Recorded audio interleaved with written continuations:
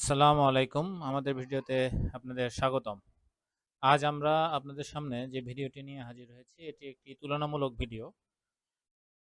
আসলে আপনারা অনেকেই জিজ্ঞেস করেন যে কোনটি বেশি কার্যকরী, ডাবল স্পিড এয়ারেটর না 6 প্যাডেল হুইল এয়ারেটর? আপনাদের সেই প্রশ্নের উত্তর নিয়ে আমরা আজকে হাজির হয়েছি। আমরা এখানে তুলনামূলক আলোচনা করব।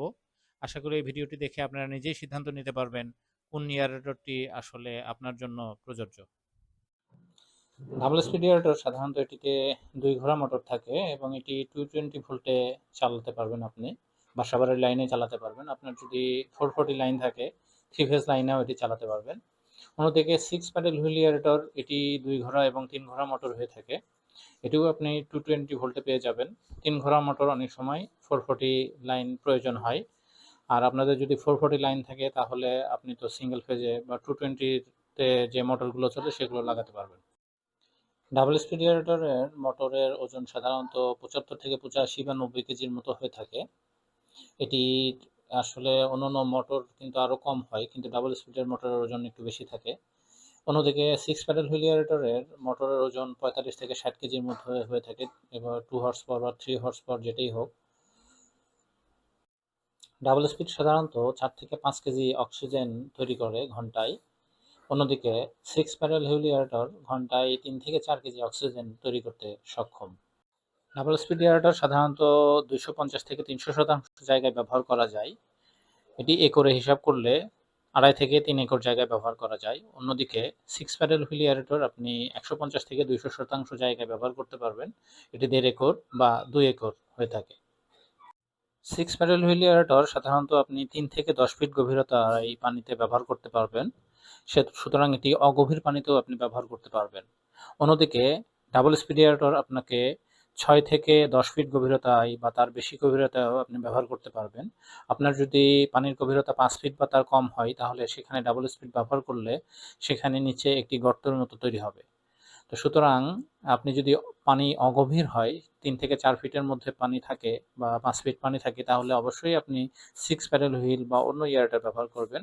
ডাবল স্পিড ব্যবহার করার জন্য পানির গভীরতা 6 ফিটের বেশি হতে হবে। ডাবল স্পিড এয়ারেটর সাধারণত ব্যবহারের ক্ষেত্রে আপনার যদি পার্ট দুর্বল থাকে তাহলে অবশ্যই মেরামতের ব্যবস্থা নিতে হবে। অন্যথায় আপনার পাড় ভেঙে যেতে পারে। এটি আপনি 3 একর জায়গায় ব্যবহার করলেও অনেক সময় দেখা গেছে 3 একর জায়গায় যারা ব্যবহার করেছে পাড় মেরামতের ব্যবস্থা যদি না নেয় তাহলে সেটি বেড়ে গেছে। পাড় ভেঙে তার আয়তন বেড়ে গেছে। অন্যদিকে 6 প্যাডেল হুইল এয়ারেটর এটির পাড় ভাঙার কোনো সম্ভাবনা নেই। তো যাদের পাড় ভাঙা নিয়ে টেনশন রয়েছে তারা অবশ্যই ডাবল স্পিডের পরিবর্তে 6 প্যাডেল হুইল এয়ারেটর ব্যবহার করবেন।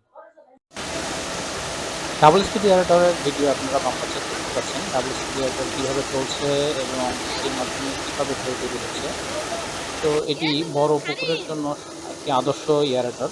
আপনার যদি অক্সিজেনের বেশি প্রয়োজন হয় তাহলে সেক্ষেত্রে আপনি অবশ্যই ডাবল স্পিড ব্যবহার করবেন।